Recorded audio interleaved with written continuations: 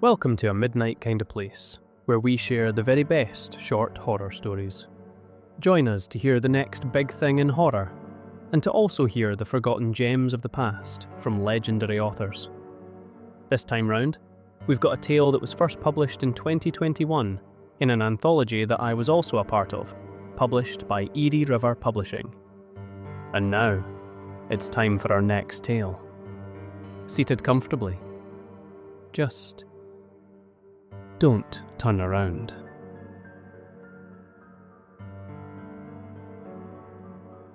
The Black Room by Mason Gallaway. Oh my God, here it is! Maddie stepped into the large attic room. Her eyes hardly saw the dusty floor, the antique furniture, or the crumpled boxes. The twin bed in its usual corner spot, stripped of sheets and laden with bags of shapeless things like sleeping blobs. The once decorative trunk frittering at the footboard, or the strange symbols on its now faded lid. The rack of her long-dead grandfather's clothes. Rusty bicycles she never knew her grandmother owned resting under the eaves. And she hardly noticed that the chair was gone. The one she'd been forced to sit in for hours, while the darkness breathed down her neck. What Maddie saw was the door. All other features of the room she noted out of obligation. A way to form the backdrop for what she really came up here to face. The attic was actually two rooms, divided by a wall. In the centre of that wall was the door in question, her eyes fixed on this door. The it she'd referred to when she walked in. It was closed, as she had prayed it would stay forever. But she knew, as fear coldly caressed her spine, that it would soon open again. Maddie's husband, Beau, entered the room behind her. Whoa! His eyes jumped around, landing on every dusty, decaying piece, wondering where a child could have possibly fit in. You stayed in here? It was slightly cleaner back then, Maddie said faintly. She was just inches from the door now. Her fingers were now brushing the knob gently, testing its realness. Then she took hold of it, awkwardly, like a bad handshake. Too fast and too hard, showing no intent to actually turn it.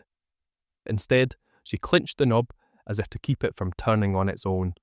Beau went straight for the window that looked upon the neighbourhood. He crouched and peered out at the yard below and the street beyond, both still radiant with healthy, sane afternoon light. A mower droned from somewhere. The yard across the street was deserted, but there were toys littered about, waiting for a child to play with them, or a grumbling parent to pick them up. The yard over was free of people and toys, but held flower beds bursting with colour. Tulips and poppies, maybe. Wow, I bet this was something, Beau said absently. When he turned back to Maddie, seeing her at the door, he flinched. I mean, it could have been. He nervously wiped his mouth and went to her, assuming a graver posture. This is the big bad door, huh? Maddie didn't look at him, but she nodded, reacting to something the door itself may have whispered to her. She lifted her hand and pressed two fingers into the striations of the wood. There was no yield whatsoever, and she appeared surprised by this. The door might as well have been stone. Beau sighed and looked at her. I still can't believe your grandmother did that. What a terrible thing to do to a child. Maddie just nodded again. Beau turned and looked at the centre of the room, the area directly across from the door. There, he said, pointing. Maddie didn't respond for a moment. Then she blinked and sniffed out of her torpor. What? Was it there that you had to sit? Maddie turned and regarded where he was pointing. She took a deep breath and nodded again. Yep, she said in a lighter tone.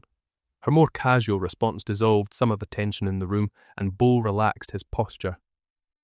If I left my toys out, that's where they'd sit, she said, her eyes spacey.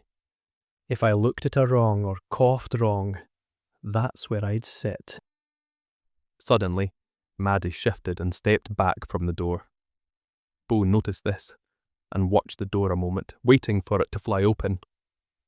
How the hell did you ever dream of such a shitty thing? To tell a child, no less, he said, shaking his head.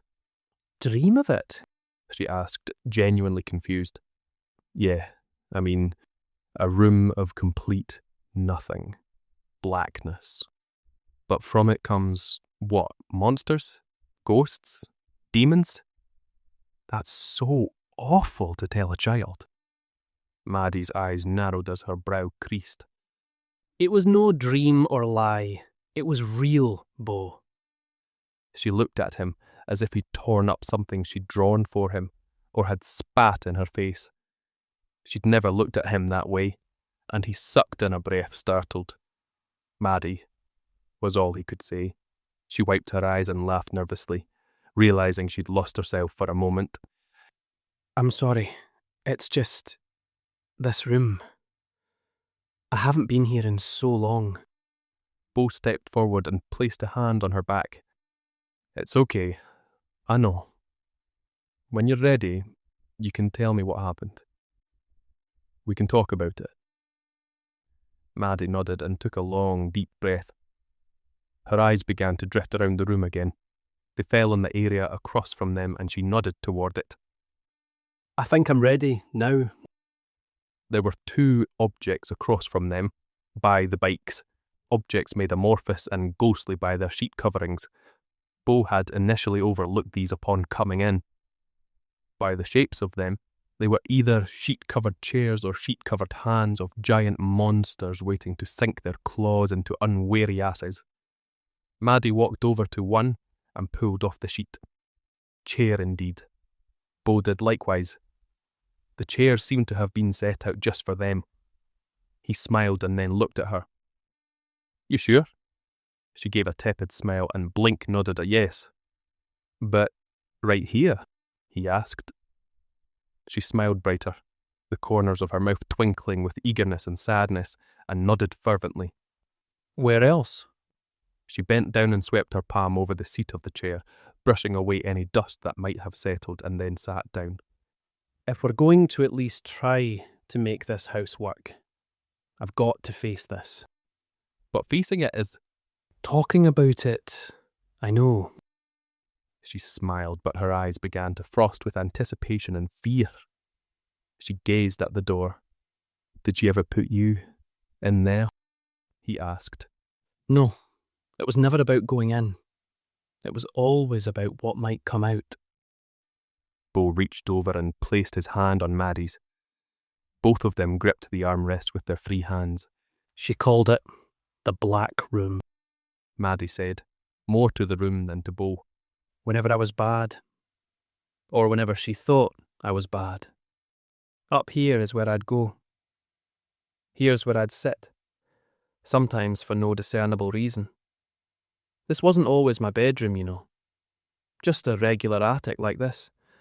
Maybe not as full, a bit cleaner, but an attic just the same. And it was my punishment place. So she'd take me up here and I'd sit, with my back to the door. The chair wasn't like these. It was a rickety wooden chair. I'd sit there, facing where we are now, away from the door, the Black Room. She paused, taking reassuring breaths and looking ahead, maybe seeing the dark, innocent eyes of her younger self looking back at her from the hard, wooden chair, wondering about the open door behind her. The things it held, the things it might release, where all her innocence would be sucked inward to die. Then what? Then my Nan would crouch down close to me. Her eyes would go hard and sharp, and they'd jump from me to the room and back to me again, like to make sure something wasn't creeping up behind her. Then she'd whisper in my ear, "The Black Room, the blackest of all, as deep and dark and endless as small. Don't turn around. Don't let it see. The blackness of your eyes. Open doors they be." I think that's it. Then she'd open the door to the Black Room. She would hurry out of the attic. Then I'd be alone, with the open door behind me. It was silent as Bo processed what she'd just told him. He sat back in his chair, relieved for having finally heard the full story of Maddie's traumatic experiences, as though he'd expected something more perverse and twisted. Still, His eyes held a curious, inquisitive sparkle. He turned to her with caution. So, after she'd leave? Maddie pulled her eyes from the door and met Beau's gaze. Well, not much would happen at first. I thought she was just trying to scare me, trying to add a nasty edge to time out or something. But after a few minutes, when the afternoon light began dying out, something would change in this room. The air would become thin and chilled. I'd shiver, have trouble breathing. At first I thought I was just imagining things, but I could sense something. And before long, I could actually feel the darkness behind me. Its pull, its depth, its endlessness. Something like the end, but an end that led to so many horrible beginnings. I didn't conceptualize all that then, obviously, but that was my kid interpretation. I just knew at any moment that dark would either suck me in or let something nasty into this room with me. I would see some horrible monster, and my eyes would be like an open door for it to come in and... Maddie's breathing began to quicken and she clinched her eyes shut. Jesus, look at me, she said. It's okay. We can move on.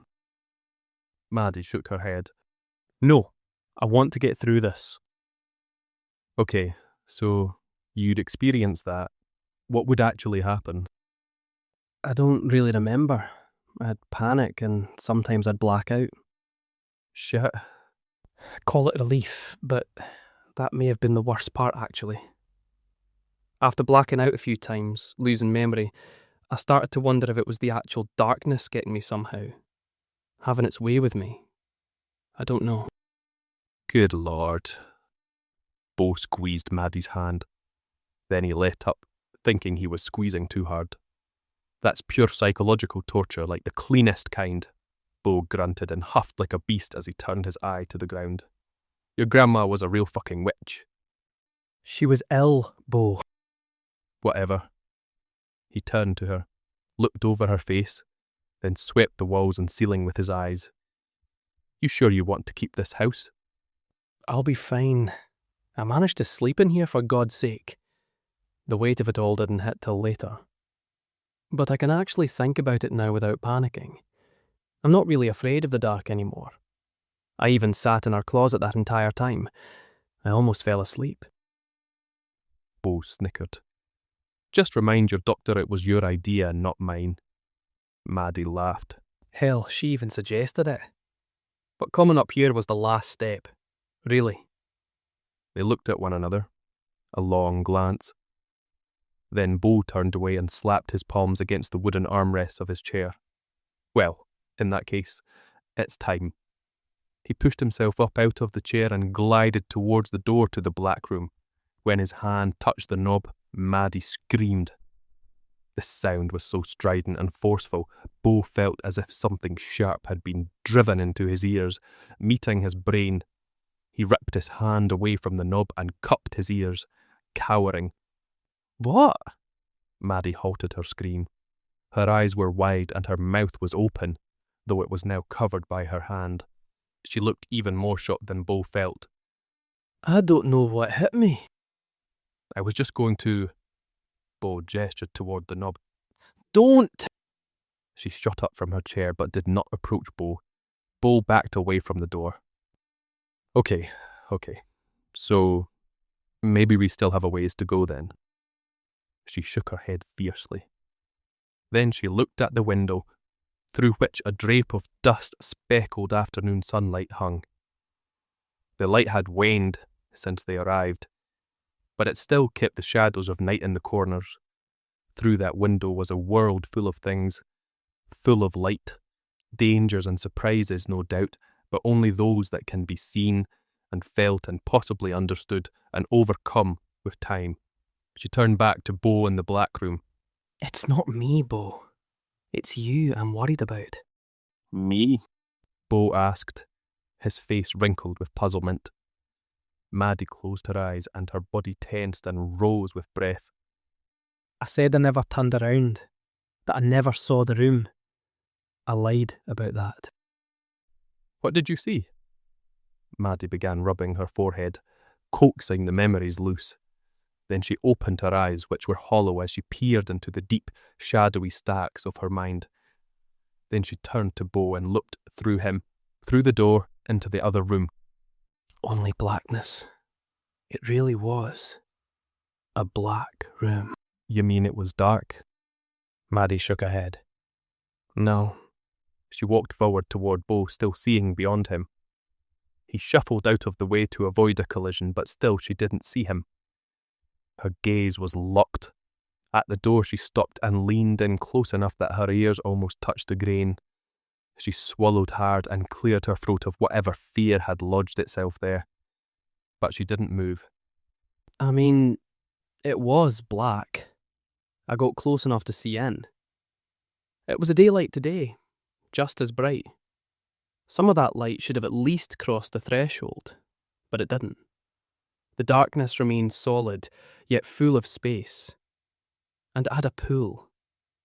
I couldn't tell if it was a physical suction, or just my mind being drawn to something so beyond. She suddenly pulled away from the door. What? Did you hear something? I got away that time, and I never looked in again. I knew that if I ever did, I'd be lost forever. And I know you would be too. She turned back to Bo. But yes, you can hear something. It's more of a feeling, maybe, but it's there. Go ahead. Try. She motioned for him to step forward and listen as she had done. With reluctance, he stepped forward. Constraining him was both skepticism and fear. Either his wife was telling the truth, which would be bad enough, or she was not, by intentional deception or outright delusion. He put his ear to the door. What he heard was not surprising at first. There was a faint whir, the sound of gentle movements, various natural forces running through the house's interior against the exterior. Gentle air currents moving and dancing through the room, eddying in its corners, sweeping across the door. Emptiness, but not true emptiness. But after a moment, that ordinary hollowness expanded and began to pulsate, becoming more of a feeling than an audible sensation. There was a deep breathing sound, not the breath of life, but the breath of violent potential. The door seemed to vibrate, but it was a fine vibration, so fine it tickled the hairs of his face, his nose and his eyelids. Then he heard the voices. An unintelligible, muffled mess of voices at first, but then they gelled and clarified, and they spoke to him, saying his name. Then the voices shrunk to one voice, a tender, playful voice, full of softness and light and innocence. It was a child calling for his brother to come and play, to hurry. There wasn't much time, because time was stupid and life ended way too soon. Bo's little brother, who drowned in the bathtub, was calling for him to help him finally get out and dry off. Bo gasped and pushed himself from the door. His eyes remained locked on the door's grain, his mind still echoing traces of that strange, expansive breathing sound and the lilting syllables of his dead brother's call. "Holy shit," Bo said out of breath. What? Maddie said, going to him. "I just thought I heard something. Just psyched out." Bo turned to Maddie, wanting to see both the shock he felt and some kind of understanding. But all there was in Maddie's face was stony understanding and traces of grief and fear. She nodded, her eyes becoming rheumy. And I heard my parents. That's what got me to turn around, to go to it. But when you get close enough, it pulls you in for good. Maddie's voice had taken on the soft, childlike quality of the disembodied voice Bo had just heard, but with none of the cheer and innocence. She twitched her head as if she could sense herself regressing. Her voice emboldened. I mean, that's what it does. It draws you in by making you think it's full of the things you miss, yearn for, things you need, things you want to do over again. Maddie's brow wrinkled with thought, then she turned to the chairs. I can't face it. Not really. And neither can you. But we don't have to see it to face it, she said, going to the chairs. Bo watched her absently, incredulity and the echoes of what he'd heard warring in his mind. I don't know. I'm not even sure I... Do it for me, Maddie said, her eyes pleading and sad yet puckish. Bo smiled, melting some of the shocked chill in his face. Of course. They both grabbed their chairs and spun them around to face the eave of the attic opposite the door. Then they slid them back a foot or so, to where Maddie had sat as a child. She eyed the chairs and then the door for reference. After adjusting the chairs a couple inches forward, a few centimetres backward, she nodded in satisfaction. Okay, she said, looking at Bo. Bo made to sit in his chair, as did Maddie. Maddie halted before settling. Oh, damn, she said, snorting a laugh. She walked around the chair and approached the door. She put her hand on the knob and told Bo to turn around. I'm going to close my eyes and run to you. Sitting down and facing the other way, Bo's lips rose in a half-smile, one of anticipation and amusement flicked with fear, imagining his wife clenching her eyes shut and scampering away from the scary door like a child playing a game, or a child terrified of getting too close to the always reaching, always hungry dark. The knob hissed as it turned. The door sighed and grunted as it opened. Maddie whisked back to her chair and dropped in it with a squelch. She opened her eyes. Just look ahead, she said. Okay, said Bo, suddenly feeling silly. Maddie took a deep breath as the moment settled upon her. You okay? He asked, turning his head and eyes just slightly. Shh, yes, she hissed. Just wait. For a moment, Bo felt like a person sitting in an attic with his back to an open door, to a room that probably contained nothing more than shadows, dust, and forgotten junk. Maybe a skeleton or two, maybe even actual skeletons. But then Maddie's breathing began to accelerate, growing deeper and more rapid. It was the respiration of fear, but also, oddly, of sexual anticipation. Though Bo didn't feel the least bit aroused, and he noticed his own pulse, his own breath quickening. There was no sound, no sensations other than what they'd already experienced in the main attic. But Bo's mind was suddenly being pulled toward the room. A room that could have held nothing or many things. Many benign and innocuous things, or many grim and eldritch things.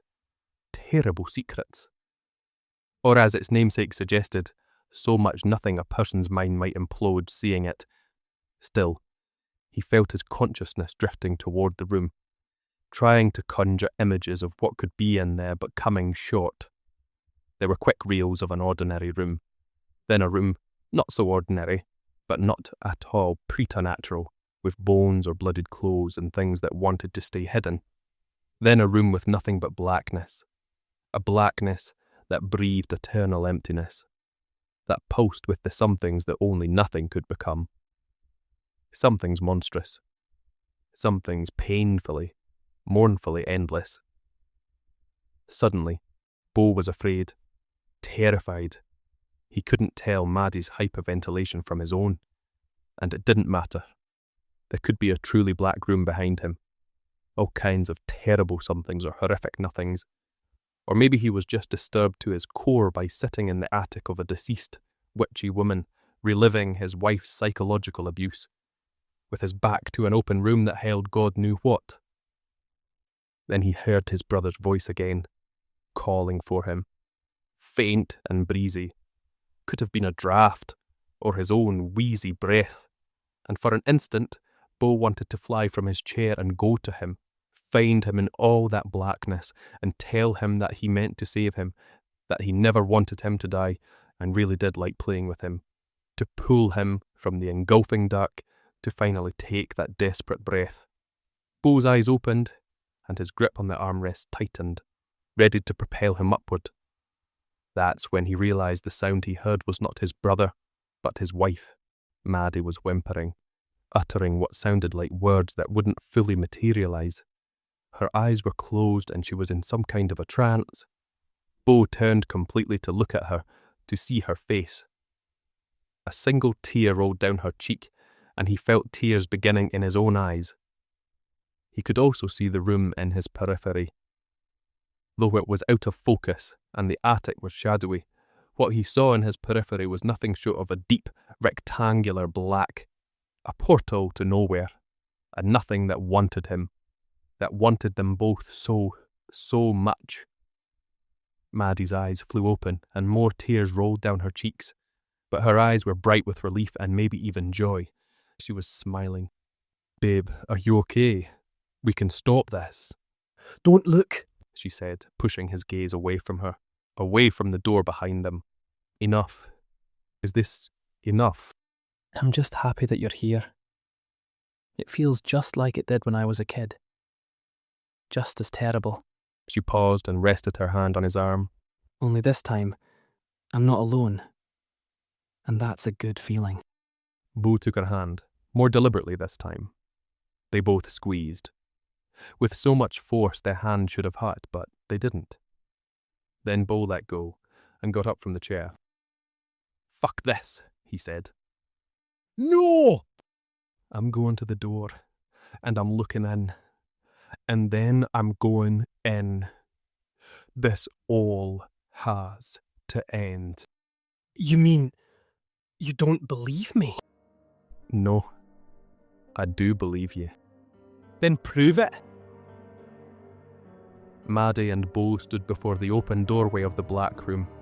Its blackness, its endlessness, unseen beyond the darkness of their eyelids, which were closed tight. They both felt the room's breath, its pull, and they heard its calls, but they did not back away from it. "You ready?" Bo asked. Maddie only nodded, but hard enough to send an affirming shudder through her body down to his hand. They took deep breaths, and together, they walked into the black room. They felt no fear, because whatever terrible somethings or endless nothings they might face, they would face together.